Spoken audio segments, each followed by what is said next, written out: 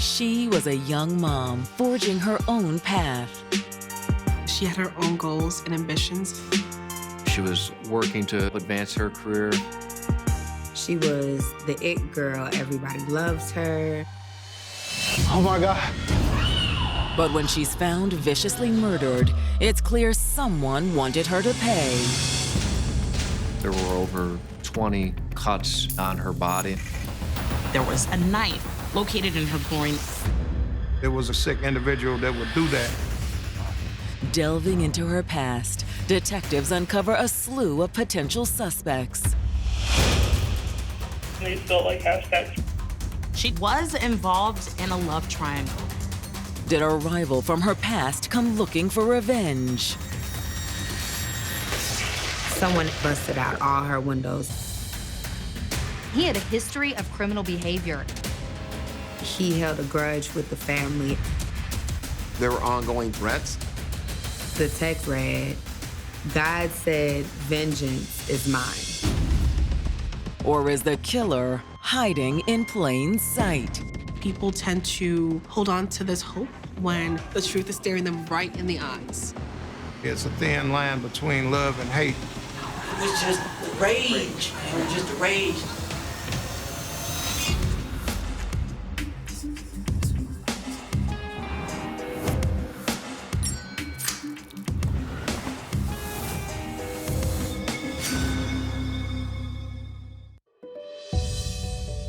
October 19th, 2015. It's a quiet Monday in Woodridge, Illinois, a small suburb on the western edge of Chicago. Woodridge is a community a little more than 20 miles outside the city of Chicago. It is far enough away that it's not impacted by the major crime incidents that happen in Chicago. But today, one family is afraid crime may have struck their peaceful neighborhood. The Dickey family is worried because they haven't heard from their sister, Cecily Dickey. Cecily hadn't responded to its phone calls or texts, so the family became concerned. She was a single mom, and her daughter was staying with her parents that weekend, so it was really unlike her to be out of touch. They were alarmed to the point where they showed up at Cecily's apartment. Cecily, open up. But she's not home. They find the door locked. There's no answer of anyone inside. Cecily, open up. It's Cadero. After knocking and trying to get into Cecily's apartment, they had to reach out to the maintenance man and convince him to let them into her apartment. It's right up here. This is her apartment right here. She's not answering. And once inside, their worst fears are realized. Thank you. Oh my God, look. In the kitchen, they see their baby sister lying in a pool of blood. No.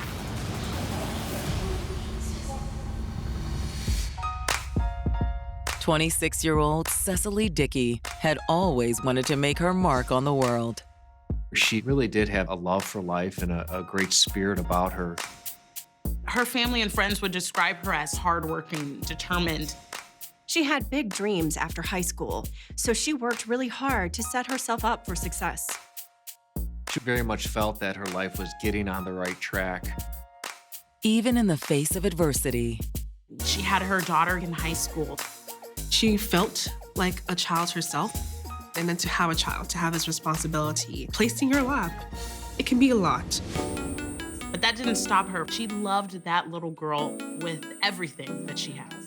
She was focused on making sure that her and her child were taken care of no matter what was happening. However, the child's father didn't feel the same way. He wasn't ready for the responsibility of a child. She said, okay, I'm still gonna raise this child with or without you. With the help of her supportive family, Cecily was still able to pursue her dreams. Women in that situation can choose what to do with this predicament. You can choose to say, this is it, this is all I can amount to, or use it to say, this is a responsibility, but I can still make something out of my life. Cecily was determined to do the best she could with the hand she was dealt, for herself and her daughter. She was taking childhood education courses and business courses to one day open her own daycare center. While she was in school, she was also working full-time at a call center, trying to save up enough money to get her own place. This is something that she wanted to do to not only help herself, but help her family and help her daughter. She very much valued that ability to provide for her daughter.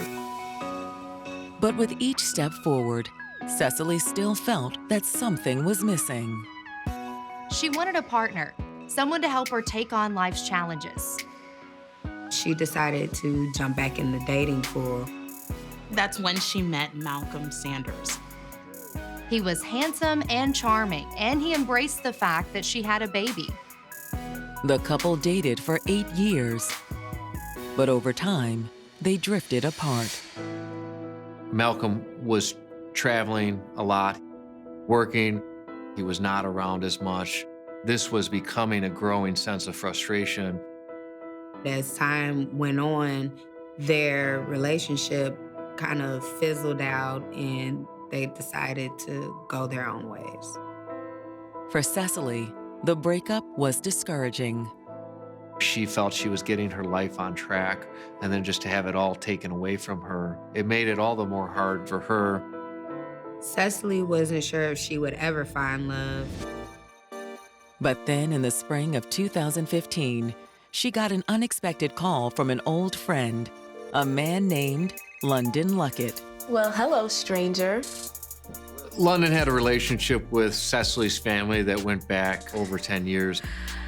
She first met him back in high school. They'd gotten pretty close over the years, ran in the same circles, but they had never really dated. And when London graduated, their lives went in separate directions. He moved to Indiana, and Cecily had her baby, so they'd lost touch. But when London returned to the Chicago area, the first thing he did was call Cecily. It's great to hear your voice again. It's good to hear yours too. He had invited Cecily to get lunch and catch up, and she jumped at the chance. Man, you ain't changed a bit. I can say the same thing about you. They had so much history and so much to talk about. You know I always had a thing for you, even back in the day. I wish you would have said something sooner. Me too. He hadn't quite figured out his own circumstances, but there's no doubt that in London's mind, he envisioned building a life with Cecily. London's long history with her family also meant he fit seamlessly into her life. To the family, he was a really good person. When they re-met again later in life, it was just as if nothing ever happened. They picked up right where they left off. He was someone that she could build that happily ever after and a forever with. And by the fall of 2015, Cecily had a new man and a new apartment. She decided to move to Woodridge for that more quiet place to live. Renting this new apartment was a new lease on life for her. I think this the last of it. Well, this should leave plenty of space for your things. For Cecily, life is good. Her new boyfriend is hopefully gonna move in, and they're gonna really start to build this family that she's always dreamed of. But instead, Cecily's new apartment has become a crime scene. Was one of the most gruesome scenes you could imagine. It's unfortunate that her loved ones had to make that discovery. With Cecily's siblings in shock, the maintenance worker dials 911. Are they alive? As soon as he bent down and touched her body, he knew it's too late. She's dead? Yeah. Police and paramedics are both on the way.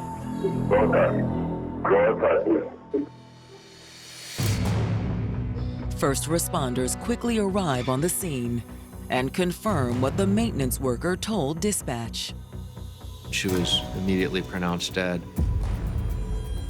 But what's even more shocking is the way she was killed. This was particularly bloody and gruesome crime scene. Cecily was stabbed to death But the thing that stood out most was where she was stabbed. There was a butcher knife protruding from her groin area.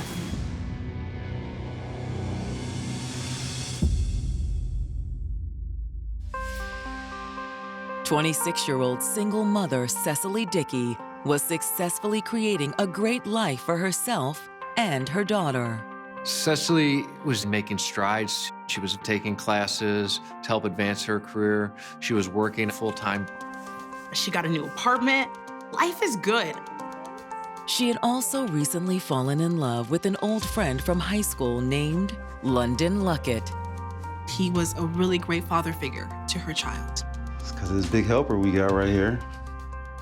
He became somebody that she could see growing into a marriage possibly with. But now, the 26-year-old mother has been found stabbed to death in her apartment. There was a grisly crime scene. Cecily was found in a posed position in the kitchen. When Woodridge homicide detectives enter the apartment, it's unlike anything they've seen before. We had Cecily's body, her legs spread out, numerous and obvious stab wounds to her chest and body area, defensive wounds to her hands, and you had the butcher knife inside her sex organ. On top of more than 20 stab wounds, Cecily's killer had also strangled her.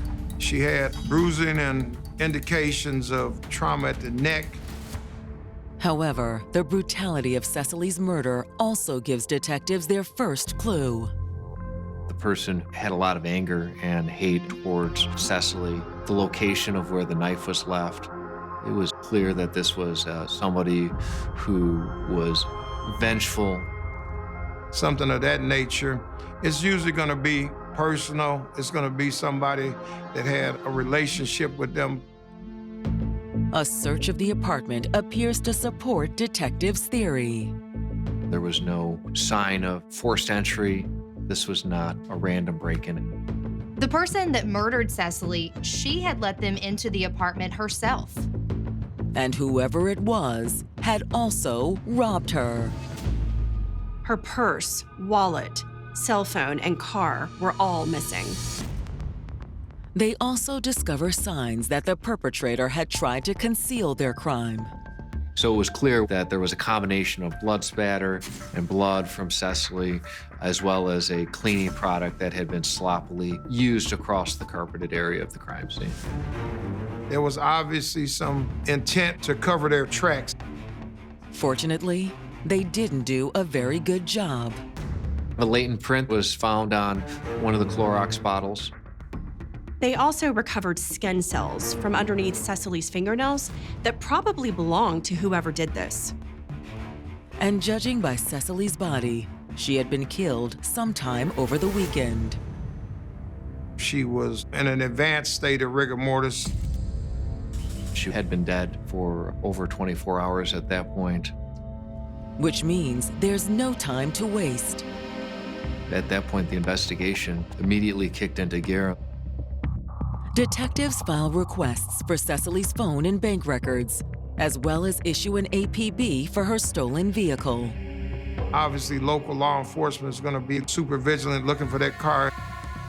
While they wait for the records to come in, detectives go door to door in Cecily's apartment building to see if anyone noticed anything suspicious. When law enforcement talked to neighbors, sadly, they don't have much to share because Cecily just moved into the area. No one knew much about her typical comings and goings. They didn't know who she hung around with or who had visited her apartment recently. Cecily still was developing her relationship with the people in the community. But one neighbor does report an unusual disturbance over the weekend. He says that he heard something Saturday morning that sounded really suspicious. Although he can't make out exactly what he heard, he did say that it sounded like there was loud arguing or maybe even a party going on that was near Cecily's apartment. While the timing could line up with the murder, what he has to say does nothing to help detectives identify a suspect. With no eyewitnesses or people coming forward, law enforcement decide to shift their attention You're gonna have to kind of work backwards from the victim. Back at the station, detectives' first priority is sitting down with their victim's siblings. Cordero and Kristen had both been brought to the station after first responders arrived and pronounced Cecily dead. Having the family, they're able to give us some type of insights into what she was most recently involved in. Did she have some people that had some animosity toward her that they know of? They begin with Cecily's sister, Kristen. They had a pretty good relationship, and they stayed in pretty good contact with each other. I don't want to keep you here very long. Obviously, you've got a lot to be dealing with right now. Kristen says that the reason for going to her apartment was because they haven't heard from her in several days, and they wanted to make sure that she was okay. The last time Cecily had been seen was Friday. Hoping to pinpoint a potential suspect, detectives ask Kristen about her sister's personal relationships. In crimes of this nature, you're gonna initially look at people that had some type of intimate relationships. Is there any young man that's involved in her life? Friends, close friends? Only two people, like men-wise, she talks to is obviously London. She said London Luckett was her sister's boyfriend, and they had been dating for the last few months. Those two, they really hit off. He was the father figure, the nurturer, the provider, everything that her little sister needed. London was amazing. You know what I mean? He was super nice to everybody. He was the guy of her dreams. And according to Kristen, the young couple was getting serious. So the plan was then for Cecily and London to pool their money together and live happily ever after. Yeah. And London was all for that? Yeah, he was excited. He was so excited. Of course, if detectives were thinking this crime was committed by one of Cecily's romantic partners, that put London right in their crosshairs. But Kristen insists she doesn't think he could be responsible for her sister's murder. She thinks Lawton had nothing to do with it. London had actually encouraged her to go check on Cecily that afternoon. However, Kristen says there is one person who may have wanted Cecily dead. She was still seeing her ex, Malcolm. She said London and Malcolm had both been vying for her affection, and Malcolm was losing. This love triangle put her in a very dangerous situation. He does have the potential to snap.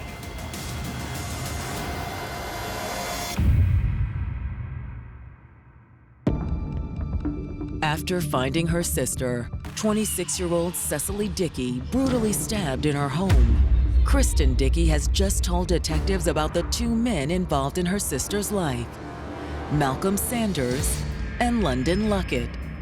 Over the past several months, Cecily had been seeing both men at the same time. Her relationship with London had taken off, but Malcolm refused to move on. She really ended it with him, but they still talk and they still have sex. Cecily, I think, felt torn between these men. Although Kristen insists that in her heart, Cecily knew which man she wanted to be with. She wanted to be with London. He was who her sister loved. On the other hand, Kristen thought Malcolm was nothing but trouble. He would cheat, he would, just not a good boyfriend for her. According to Kristen, he'd even gotten Cecily in trouble with the law.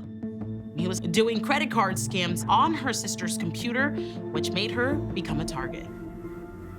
An investigation did ensue that resulted in Cecily being charged. Even though Cecily had nothing to do with it, her sister says Malcolm's illegal activity meant she was facing jail time.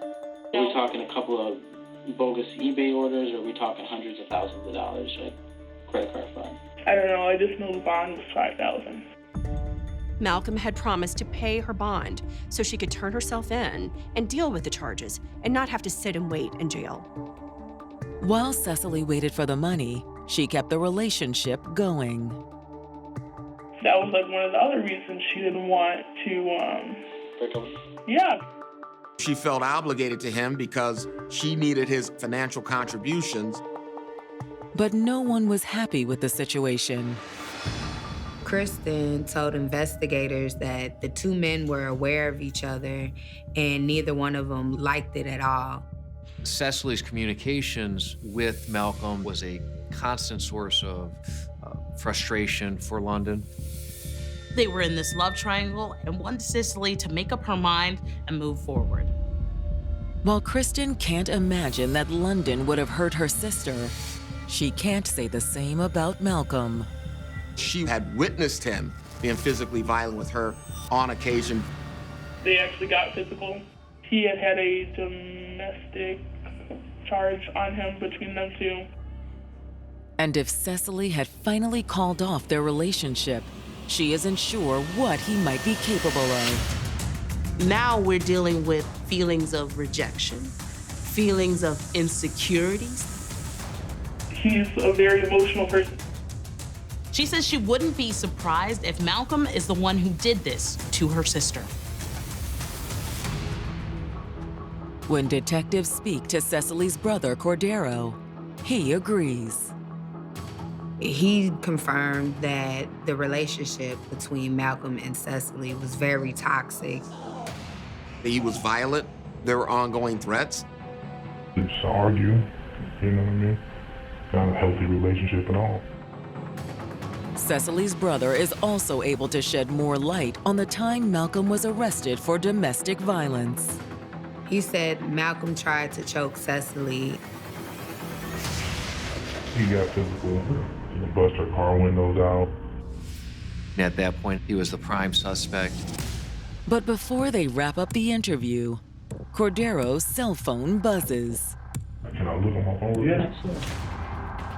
The brother received a text message during his interview. Look at this. The messages are from a man named Omar Perez. He was an employee at the collection agency that their family owned. The dude who used to work for us before our business got shut down. Have you been bothering you guys? Yeah, when the business shut down, he was really irritated. He said Omar was furious about not receiving his last check, and he has held a grudge with the family ever since. And based on his text, it sounds like he may have gotten revenge. He just sent me this. God doesn't like ugly. God says vengeance is mine.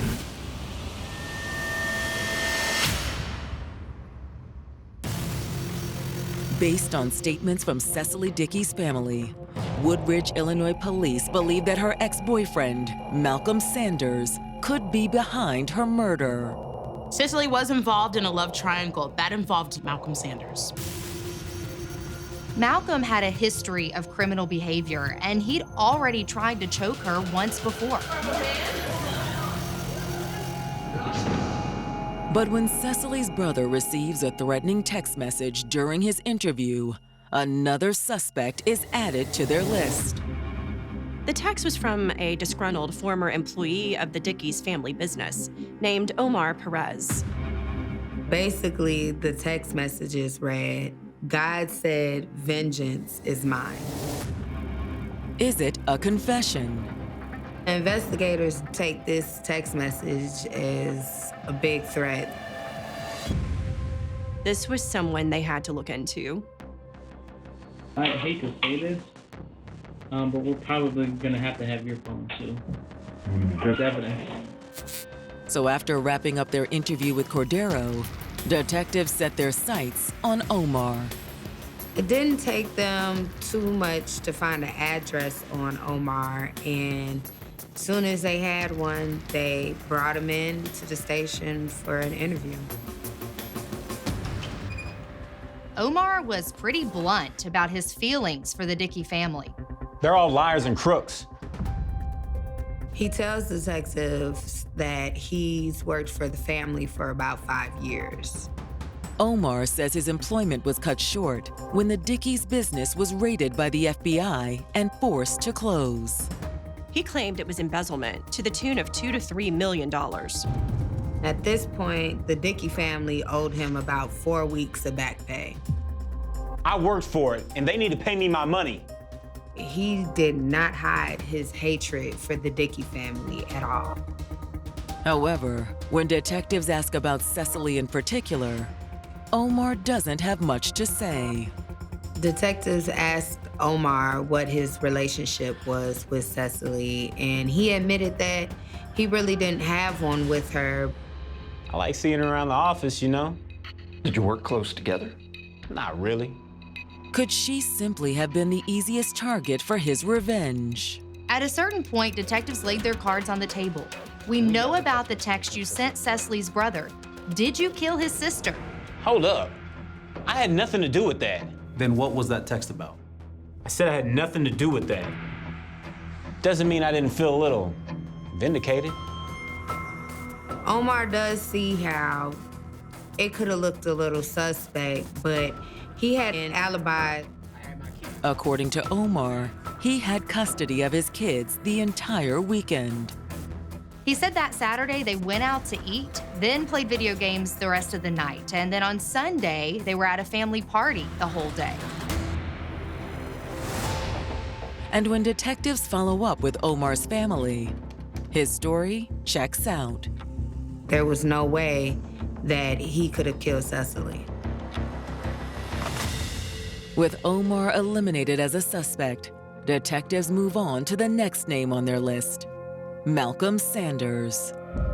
He had a long history with Cecily, including a domestic violence charge.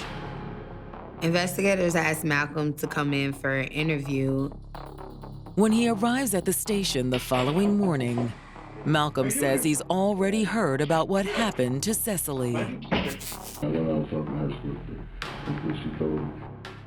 But he denies being involved.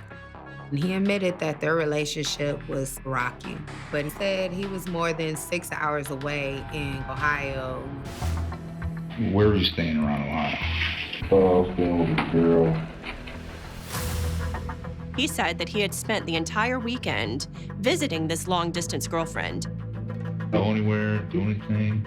I went to the casino. Malcolm's alibi was that he was at a casino in Ohio.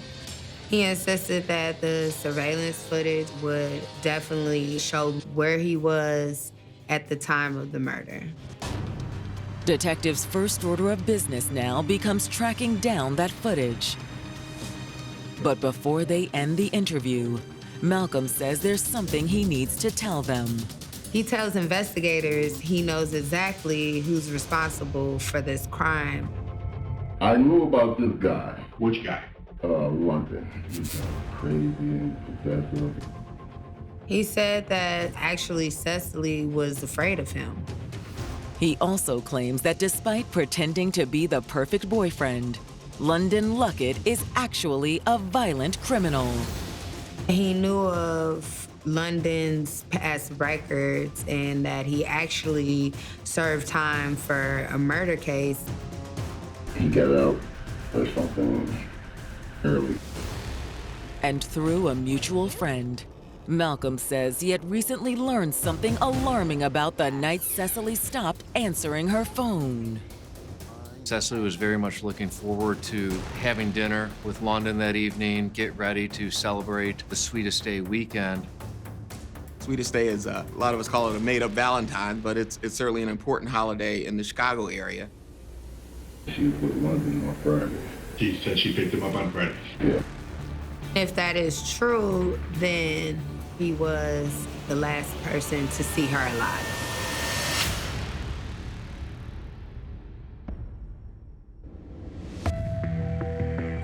Detectives investigating the murder of Cecily Dickey thought they had her killer in custody, Malcolm Sanders.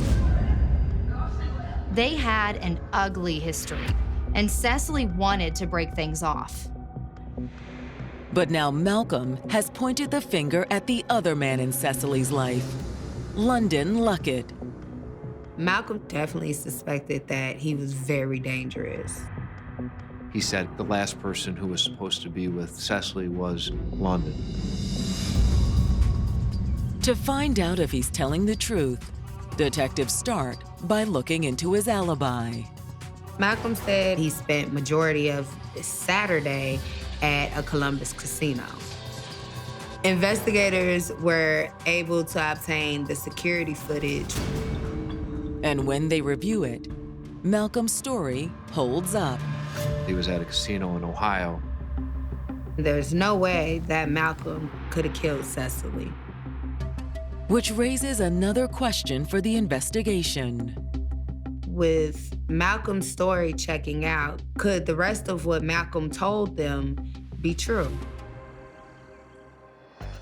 One of his most surprising claims was that London had served time in prison on murder charges. After doing a background check, investigators were very shocked at what they found. London had a extraordinarily checkered history of criminal involvement. In fact, London's criminal history went back to his juvenile record. He was involved in gang activity. He had been involved in gun offenses, suspected of firing a weapon at a high school. He was found responsible for some sort of sex offense and was then required to register as a sex offender. In 2009, London was actually arrested in connection to a murder. The victim of the killing was an 18-year-old girl from Kokomo, Indiana, named Abby Rethlake. London tried to do a drive-by on someone else that was in Abby's car, and instead of hitting the intended target, he ended up killing Abby. Despite being the suspected triggerman, London struck a deal with the prosecution. They needed to secure his testimony to secure a conviction against other individuals involved in that murder. London testified and got a lighter sentence for his involvement. They ended up giving him only 15 years in prison, and then he was released in May of 2015. Following his release, London returned to his hometown of Chicago. When London got out of prison, he resumed his relationship with Cecily. In Cecily's case, she certainly knew of his criminal history. She knew all of these things. But they tell me what I need to hear. Maybe they're going to change. It shows you never truly know who a person is, no matter how much they try to show you that, oh, you can trust me, you're safe with me. But based on what they've just learned, detectives believe Cecily was anything but safe with London. He moved to the top of their suspect list. But tracking him down proves easier said than done. London wasn't responding to any phone calls, and even after looking at his normal places, he hadn't been there for a while. However, in the course of their search, police do find a disturbing post on London's social media. Social media right now is the easiest tool used by law enforcement to figure out what happened in a certain circumstance. Young people these days say a lot of stuff that was typically reserved for private conversations. They say it on social media, not realizing that that is not a private conversation and that you're not entitled to privacy based on those things that you put out in the metaverse, basically. There was a post that said, "Loyalty over love. I kill a bitch on purpose." Which is ironic in that he was a murder suspect for his girlfriend.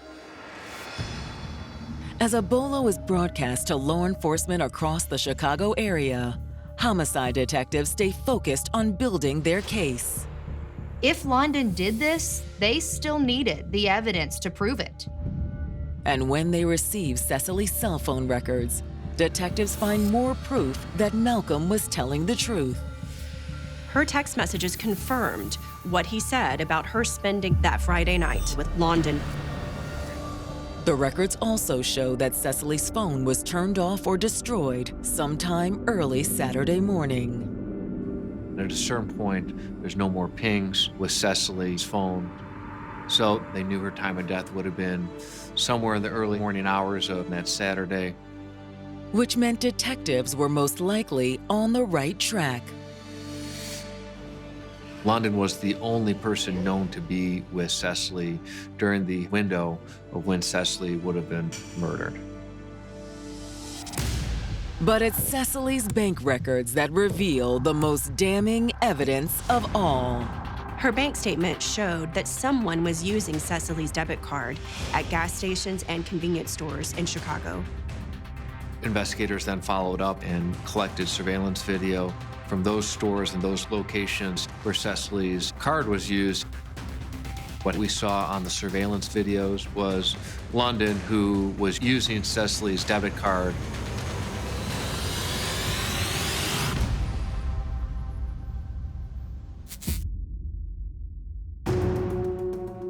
Detectives in Woodridge, Illinois have identified London Luckett in surveillance video that appears to confirm their suspicions that he's responsible for the murder of Cecily Dickey. He had a very busy criminal history. Everything pointed then to London as the murderer in this case. The security footage shows London pulling up to a gas station in Cecily's car and then using the stolen card to get money out of the ATM. There was no good way to explain that. And now, London's on the run. Nobody had seen him, he wasn't returning any of their calls, and they couldn't find him. But detectives pull out all the stops. Chicago PD is out looking for Cecily's vehicle. Police really believed that London would be found with that vehicle, which was in law enforcement databases at the time as stolen. Cell phones can be tracked, vehicles can be tracked. When they ping London's cell phone, they get a hit on the north side of Chicago. Chicago PD steps into gear. Well, he's turning left now. They spotted the car on a side street, and when they pulled it over, London tried to run. After a brief pursuit, London ends up crashing the car. Forced to stop, London still refuses to give himself up. Get out of the car!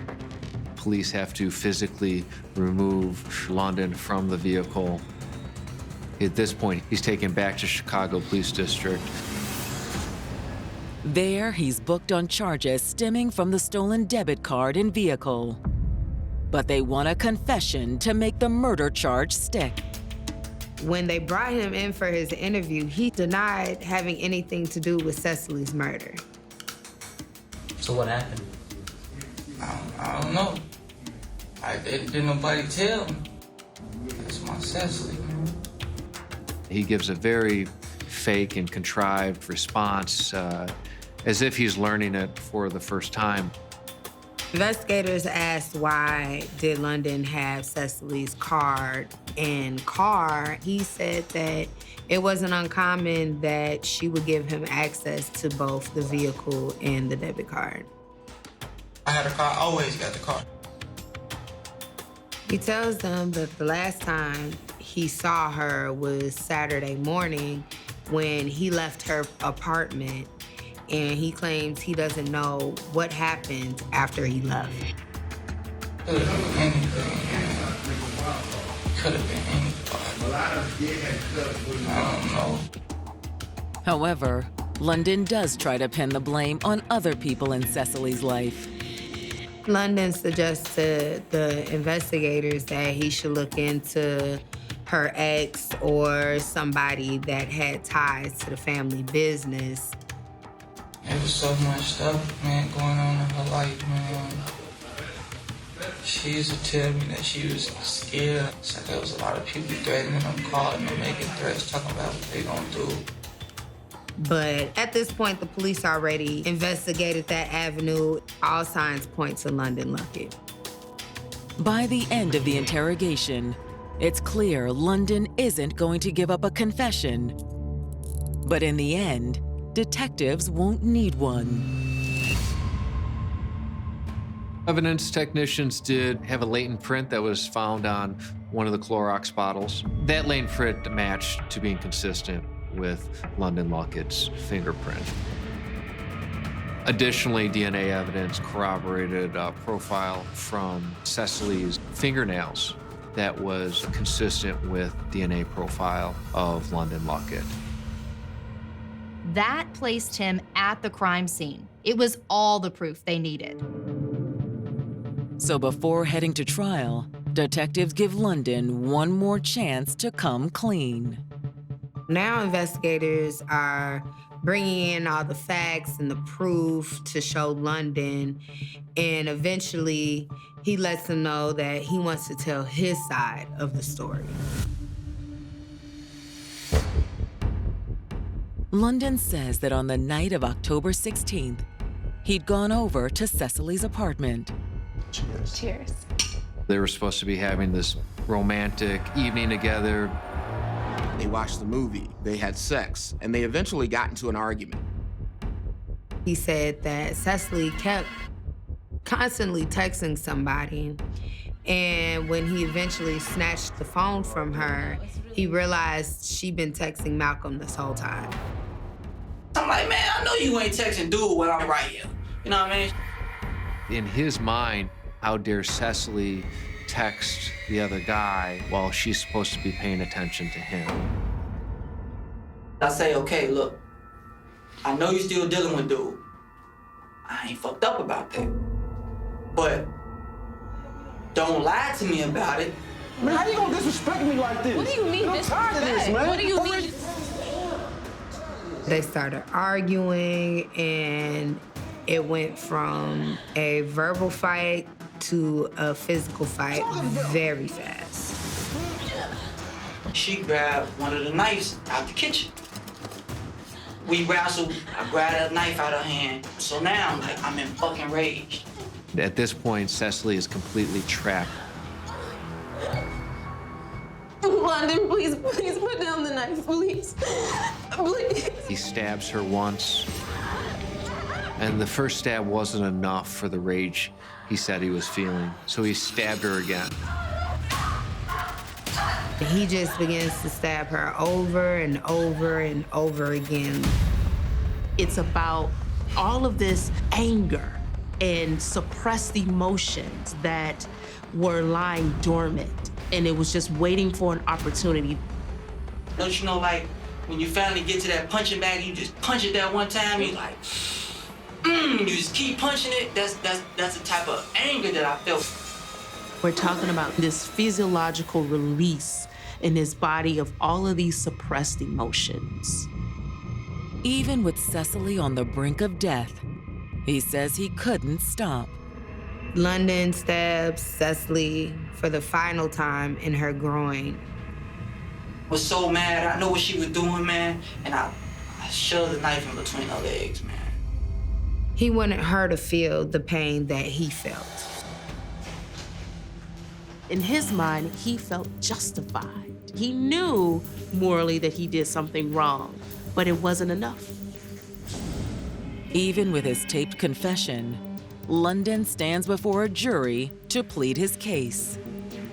He had already told them that he did it. I know it appears logical that he would not then try to fight the charges in court, but he didn't want to plead guilty. So in court, London's defense tries to blame Cecily for what happened that night. The defense was trying to make the case a self-defense case, that Cecily grabbed the knife first, and it was only after Cecily grabbed the knife that London took the knife and used it against her. As far as the prosecution is concerned, the claims are ludicrous. The problem with that defense was that Cecily had defensive wounds on her hands, and it was very clear that Cecily had attempted to protect herself. Maybe if he stayed and waited, he called 911. He worked with law enforcement on the front end to give them the truth, but because of what's called the wanton and willful nature of the injuries sustained by the victim in this case, the prosecution in this case only saw first-degree murder as an option. It was determined and introduced at trial that Cecily was actually struck several times by either a sharp object or having her head slammed onto a hard surface at least 3 occasions that left a contusion on her skull that was part of the gruesome and violent attack that London committed against her. He not only stabbed her upwards of 20 times, but he also strangled her as she was in the process of dying. The knife in the vagina and the violence with which he treated the body after she was incapacitated. Those were the factors that the court considered. Even while the horrors he committed are recounted before the court, London remains stoic. Every time you'd look over at London, it didn't seem to have any impact on him. And this was somebody who lived an extraordinary life of crime. This man wasn't 30 years old yet. He had been incarcerated for a great deal of his existence at that point. He just became numb to the idea of killing and murder and the trail of devastation that he'd left throughout his life. The conditioning that one receives from repeated incarceration changes who they are, or the potential that they would have to be something different.